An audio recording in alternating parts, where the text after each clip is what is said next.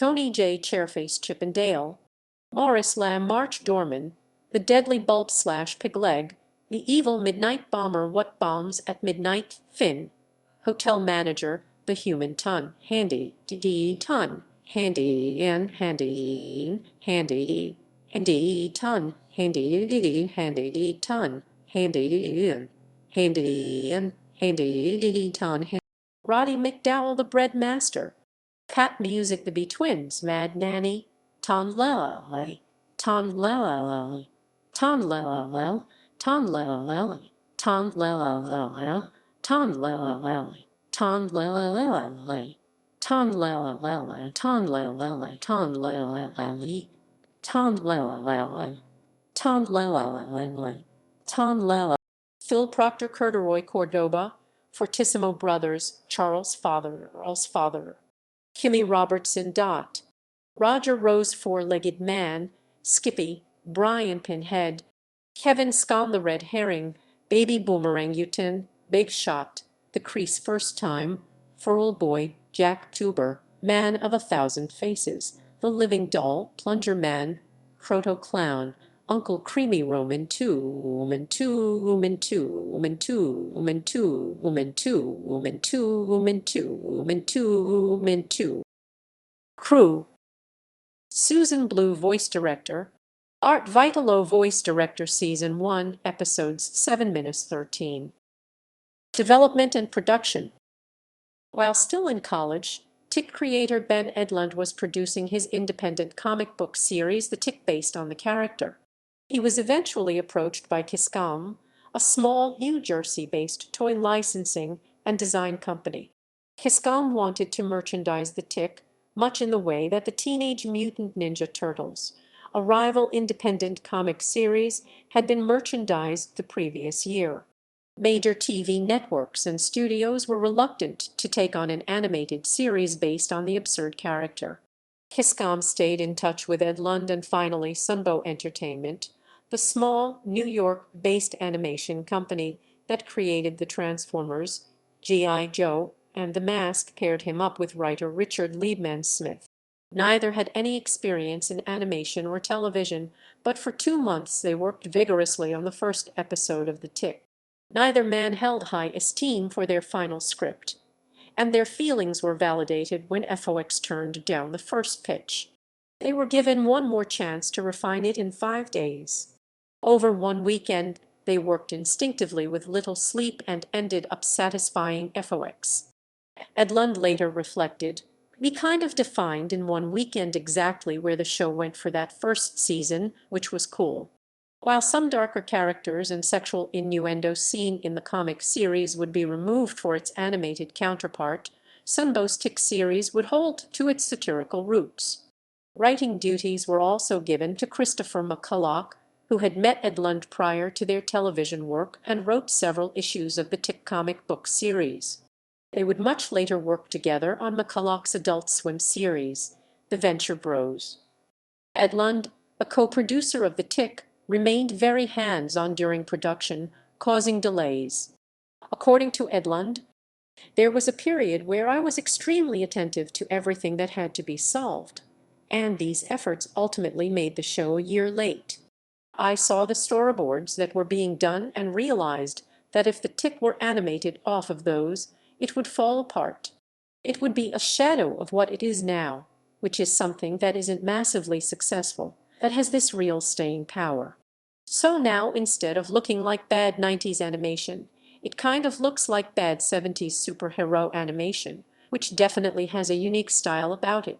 The Tick finally premiered on September 10, 1994, and was a success.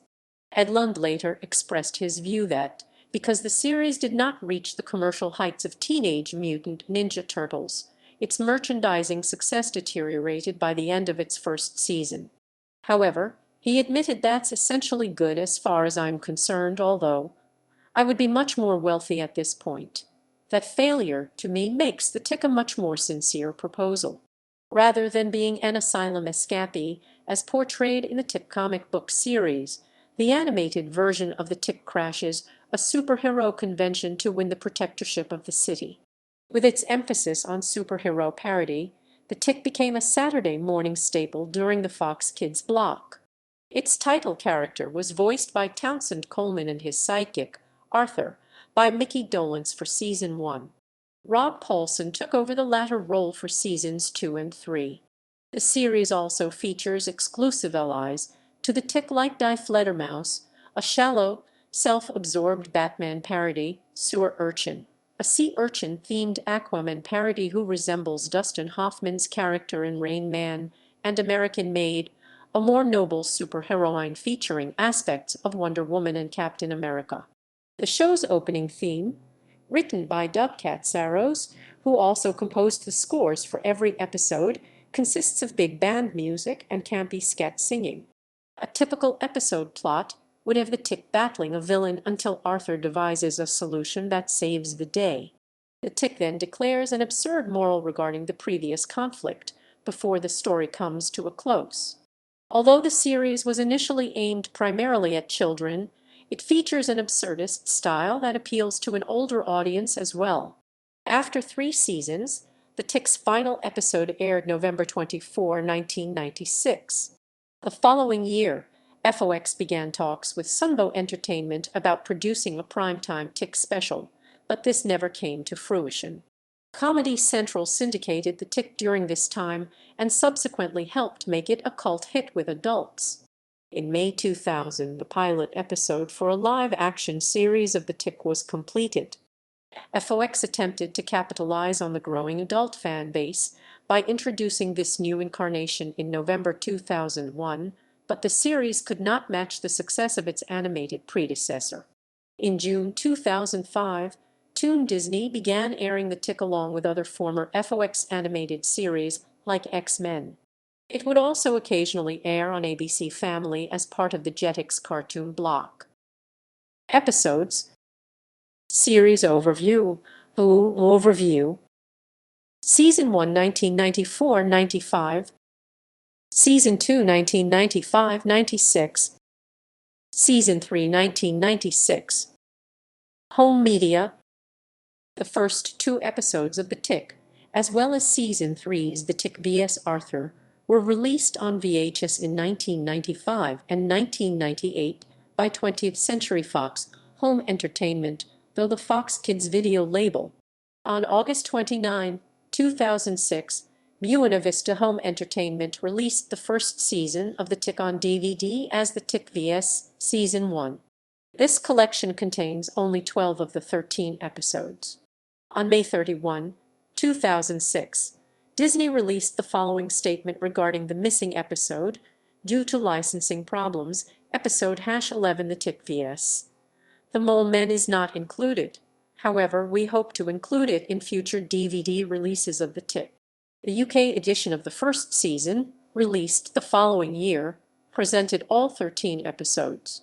The second season of The Tick, titled The Tick vs. Season 2, was released on August 7, 2007. This DVD release is not the complete set, however, as it is missing the episode Alone Together.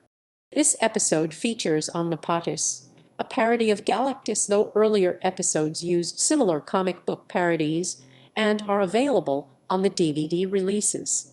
In the August 6, 2006 entry of his blog, Christopher McCulloch, the writer for all of the omitted episodes, states that he does not know the reason for the exclusion of episode #11 from the Season 1 DVD. The UK edition contains all 13 Season 2 episodes. In the UK, Liberation Entertainment Limited released all 3 seasons, complete with no missing episodes, and all presented uncut and unedited. Reception. Critical response.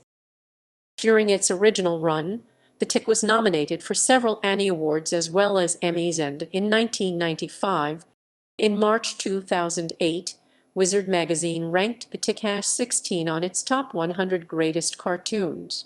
In January 2009, IGN ranked The Tick #6 on its top 100 animated series list. IGN went on to regard it the first great lampooning of the superhero genre and compared the series to Mel Brooks and Monty Python. Awards and nominations. Annie Awards. Daytime Emmy Awards. Merchandising. While the Tick comic book series included some extras, such as trading cards, merchandising of the Tick increased dramatically with the launch of the animated series. Action figures, pogs, T-shirts, hats, party favors, costumes, and a board game were representative. In addition, many fast food restaurant chains, such as Carl's Jr. and Taco Bell, offered Tick-related giveaways. Fox Interactive also published a beat-em-up video game based on the animated series and released it on the Super NES and Sega Genesis. The game was criticized for having very long stages, with ridiculous hordes of generic enemies to combat and a nonsensical ending. In 1997, the year following the series' end, Greg Hyland's The Tick, Mighty Blue Justice was published as a tie-in with the series.